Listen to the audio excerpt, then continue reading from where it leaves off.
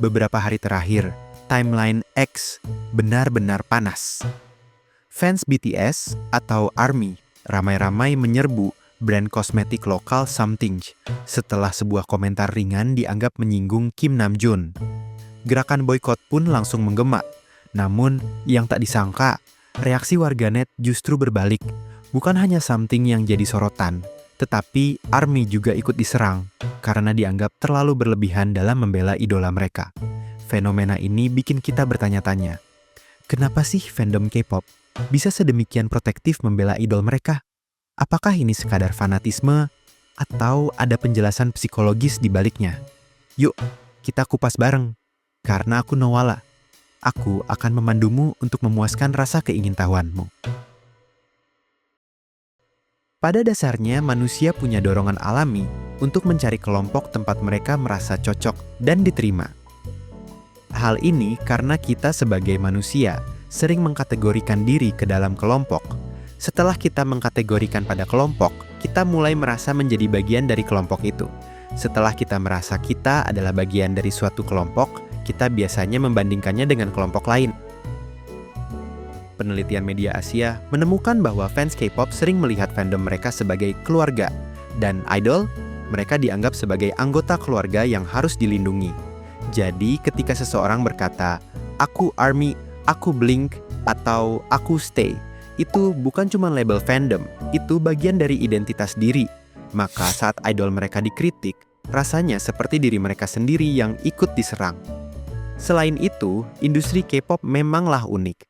Idol bukan hanya tampil sebagai musisi, tapi juga memperlihatkan kehidupan mereka lewat vlog, variety show, dan behind the scenes dari penampilan mereka. Ketika seseorang sering melihat artis favorit, otak bisa membentuk hubungan emosional sepihak, seolah mereka dekat, padahal tidak pernah bertemu. Itulah yang disebut hubungan parasosial atau hubungan emosional sepihak, dan ini sangat kuat di fandom K-pop. Hal ini didukung fakta bahwa ada banyak fans merasa idol mereka membantu melewati masa sulit, karena kebanyakan musik K-pop sering punya pesan positif, self-love atau healing. Jadi, ketika idol dihina, fans merasa seperti seseorang yang pernah membantu mereka sedang diserang. Akan tetapi, perlu diingat bahwa kadang masalah kecil dalam suatu fandom jadi besar bisa jadi bukan karena fansnya ekstrem, tapi karena algoritma yang ada di sosial media. Konten yang memicu emosi, yaitu marah atau membela, lebih sering diangkat oleh TikTok, X, atau Instagram. Penelitian dari MIT Media Lab menunjukkan bahwa konten emosional menyebar 70% lebih cepat dibanding konten netral. Makanya ketika ada brand atau influencer salah ngomong sedikit tentang idol, langsung viral. Jadi, kenapa fans begitu protektif? Simpelnya karena, pertama, mereka merasa idol bagian dari identitas. Kedua, ada ikatan parasosial dan emosional yang kuat. Ketiga, ada solidaritas komunitas. Terakhir, algoritma bikin konflik makin besar.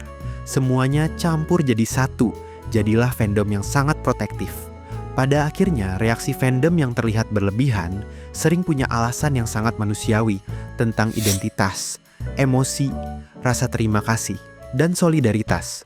Tapi, di balik semua itu, penting untuk diingat bahwa mendukung idol juga ada batas sehatnya. Cukup, wajar, dan tetap mengutamakan diri sendiri.